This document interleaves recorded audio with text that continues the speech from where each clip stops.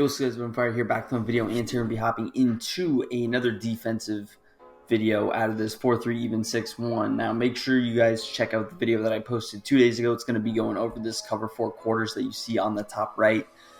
That's going to be an introduction to a lot of what we're doing here. Also, yesterday I posted gameplay. It was an offensive gameplay, but we ran this cover 4 quarters on defense and had a lot of success. So you can actually see it in-game action.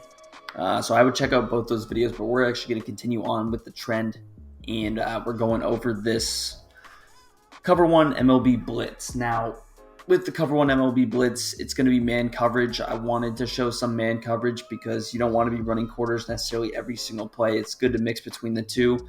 Now, before we talk about that, we are in Kansas City defensive playbook. Personnel-wise, get some good cover guys out here, very athletic guys that can cover ground because they will be in man coverage assignments on the running back and on tight ends. So it's important to have good guys there. Your user right here in the DBs obviously get some nice guys. So as far as your coaching adjustments, you don't have to change anything. You'll already have your coaching adjustments kind of look like this from your zone. You can say your curl flats to whatever you want because those will be used a little bit, but yeah, without further ado, let's jump straight into it. Now I'm going to go against a little bit of like a Z spot or bunch. I think it's just the best thing to go up against because you'll see it the most. Everything else you can kind of piece together and figure out, but immediately coming out in it, it is going to look a little bit different than your cover 4 because of one reason: your base line.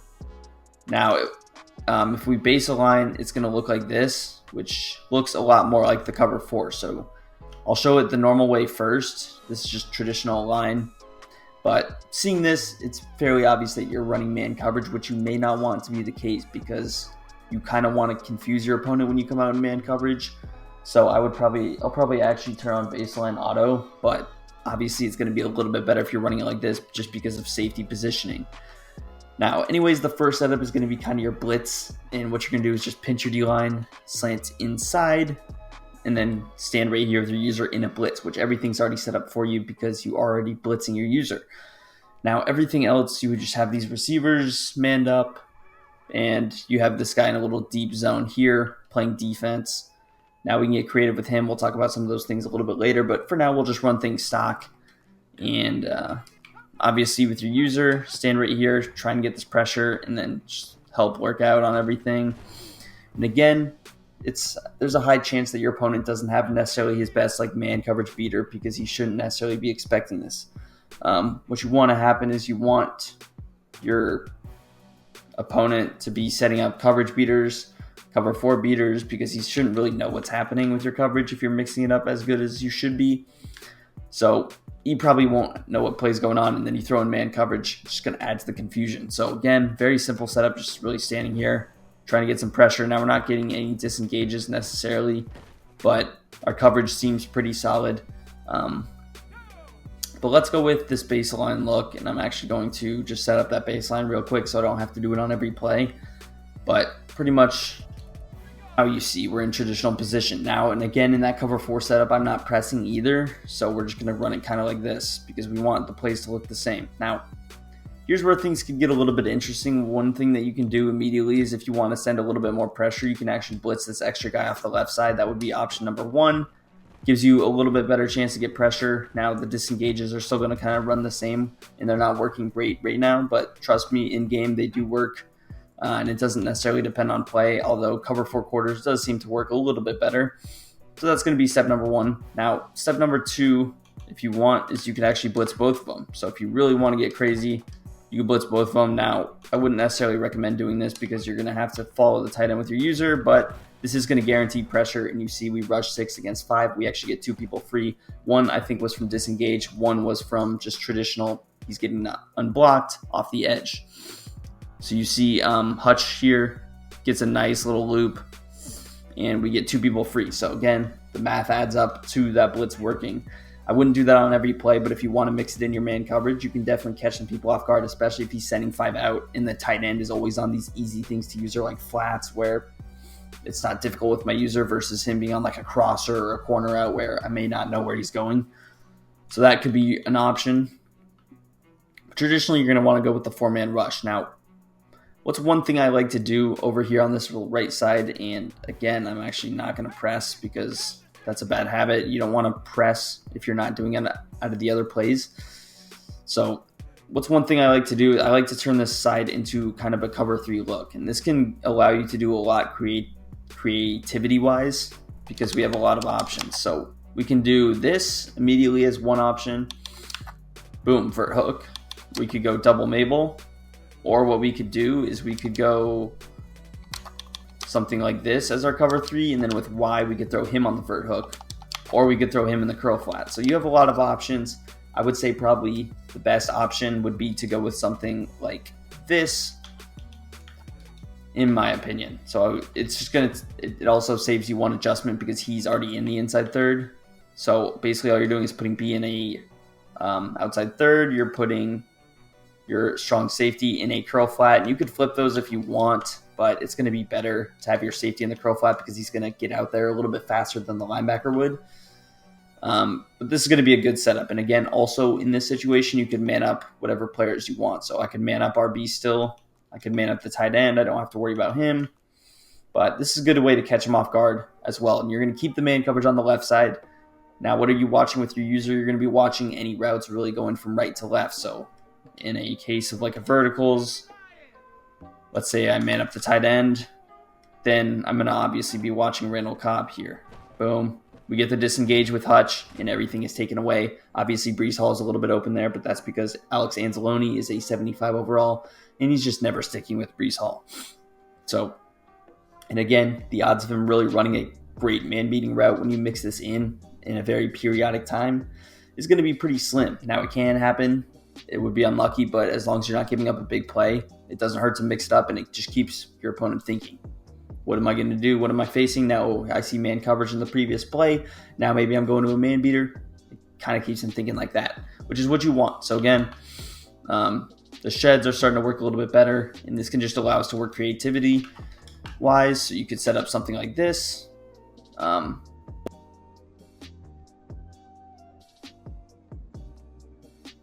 Now, there's some riskier things you can obviously do, like this. Or you could go deep half with him, cloud flat, curl flat. So you can definitely mix it up. If you want to go with the traditional Tampa 2 look, you go with something like this. And then this allows us to kind of actually do 2 hooks. Now, in this case, you're playing very risky because you don't have a middle third. So I probably would go with this. But it just depends on what's happening. If he's be on a streak, and we go with this like hook curl assignment, I'm pretty sure it would be easy to like throw this over the top.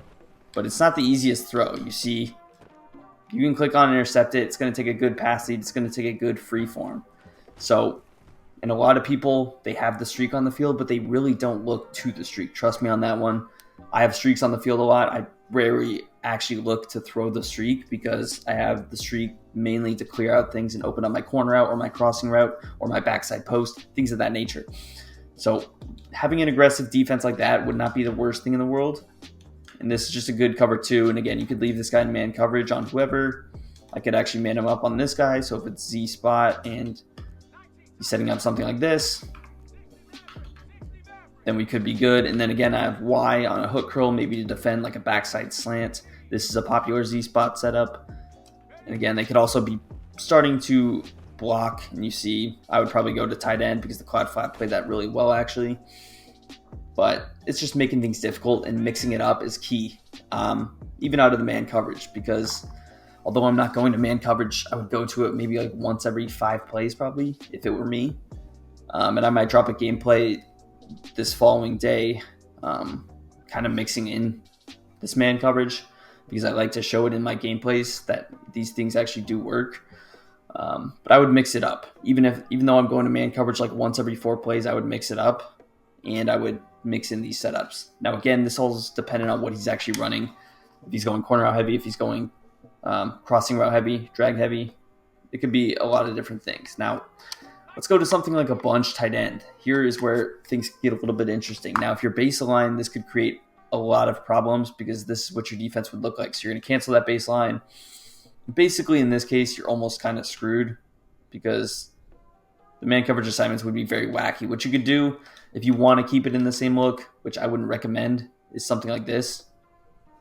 Now, in this case, we have a few extra guys. We're going to throw A in the inside third. We're going to throw A, or I would do something like this. Man up the tight end on him, and then I would just man up my corner on the running back. Something like this. Now, you wouldn't have to be pressed either necessarily. So you could like kind of back them off like this. But this would be a look at it, and it's not going to be great because this is going to kind of limit you in what you want to do. Because if I turn this side into the cover 3, then what if he throws B on a crosser? You know, you're like kind of cooked. So like, especially in this play, like I'm so dependent on my user.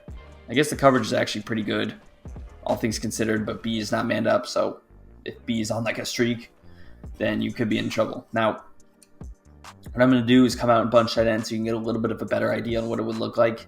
Audibling definitely can cause some problems. So if they audible, I would just immediately cancel the baseline, because trying to readjust those assignments like that is going to give you a lot of problems. I would cancel the baseline, and I would probably reset the defense. Or I would reset the defense and then cancel the baseline. Or if he does that, audible to cover 4 quarters, I don't have to worry about it. That's probably my best advice, because trying to defend people who are audibling between tight and bunch and all these different things, it's like complete pain. I'm staying out of it. That's how I would do it. Like, especially if they're going from like bunch tight end, they go to bunch like this, and I'm in man coverage. It works out decent in this case, but you see like everything is always screwed up, and like I'm just audibling. That's my advice. So if you're facing someone doing that, my advice would be just audible to quarters, because it's going to save you, and that's your base defense anyway. Now, if they're doing it every play, you can start to kind of think before and almost set up your defense before they audible, and that would be more okay. Now, anyways, here's a look at your defense. And again, if you're base aligned, you're going to be in a bad position because it's like this. So immediately I'm just going to cancel the baseline, and we're going to just have coverage like this. Now, in this case, he already knows it's man coverage because they traveled, so there's no reason for me not to press. I'm going to jam at the line of scrimmage. Now, immediately, we have a problem. A very big problem. We're going to have to switch up a few of these assignments, and I'm just honestly going to move this guy over here. So I would do something like this. Now with X, I'm probably throwing him on like a curl flat. I don't want to have to worry about with my user any corner routes over there, so we're setting him on a curl flat or a clod flat, let's say, because my clod flats were at 20 yards. I just turn that into a clod flat, and I could still have my curl flats at like 5.